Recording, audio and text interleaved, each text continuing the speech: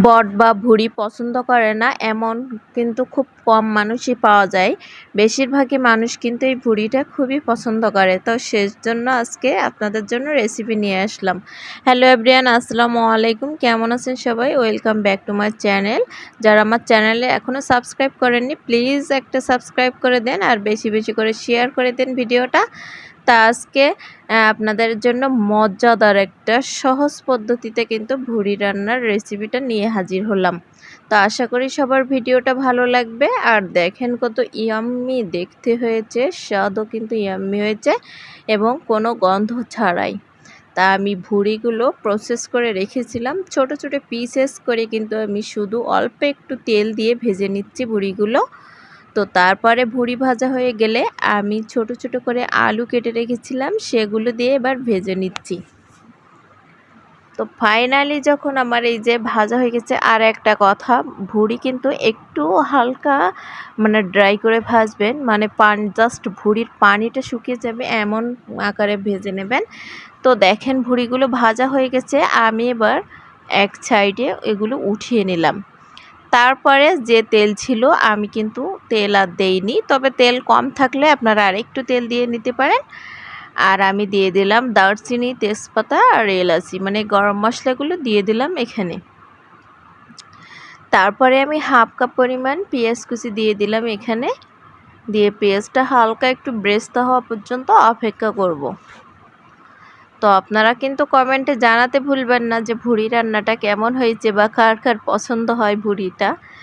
তো তারপরে আমি যেটা দিয়ে দিলাম, লবণ দিয়ে দিলাম সামান্য পরিমাণ, কারণ আমার ভুঁড়িতে আগে জাল করার সময় লবণ দেয়া ছিল। তারপরে আমি আদা বাটা 2 টেবিল চামচ, 3 টেবিল চামচ, আর রসুন বাটাও 3 টেবিল চামচ দিয়ে দিলাম। একটু বেশি দিয়ে দিলাম, কারণ পরিমাণ ছাড়া মশলাটা একটু বেশি যদি না দেন ভুঁড়ি কিন্তু গন্ধ লাগবে। তো এই জন্য আর কি মশলাটা দিয়ে এইবার নেড়ে চেড়ে নিচ্ছি ভালো করে। তারপরে বাকি মশলাগুলো কিন্তু আমি এখানে ইউজ করব। তো আমি এখানে হলুদ গুঁড়া দিয়ে দিলাম 1.5 চামচের মতো, টেবিল চামচের মতো। তো তারপরে দিয়ে দেব এখানে লাল মরিচের গুঁড়া, দিয়ে দিলাম স্বাদ মতো। তো আপনারা চাইলে কম বেশি করে নিতে পারেন, আমি 1.5 চামচ দিয়ে দিলাম। আর তারপরে জিরা গুঁড়া, ধনিয়া গুঁড়া, গরম মশলা গুঁড়া, যে গুঁড়াই থাকুক না কেন সবগুলা গুঁড়াই এখানে দিয়ে দেব। আর মশলাটা পুড়ে গেলে সামান্য একটু পানি এখানে দিয়ে দেব।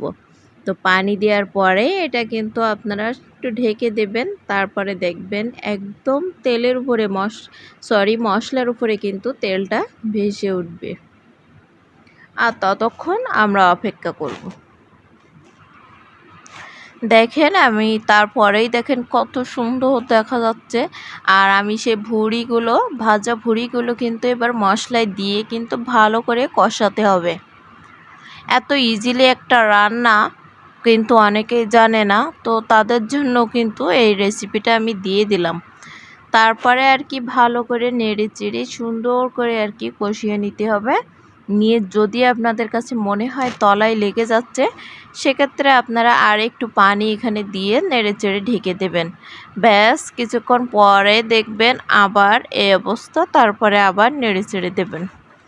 আরেকটা কথা, ভুঁড়ি কিন্তু অনেকেই ভাজি খায়, তো আমি সামান্য একটু ভুনা ভুনা করব, জাস্ট সেজন্য আমি একটু পানি দিয়ে দিলাম আমার কষানো হয়ে গেলে। তারপরে আমি লবণটা দেখলাম একটু কম আছে, তো সামান্য আর একটু লবণ দিয়ে দিলাম, দিয়ে আবার ঢাকনা দিয়ে ঢেকে ব্যাস কিছুক্ষণ পরেই কিন্তু আমার ভুঁড়ি রান্নাটা হয়ে গেল।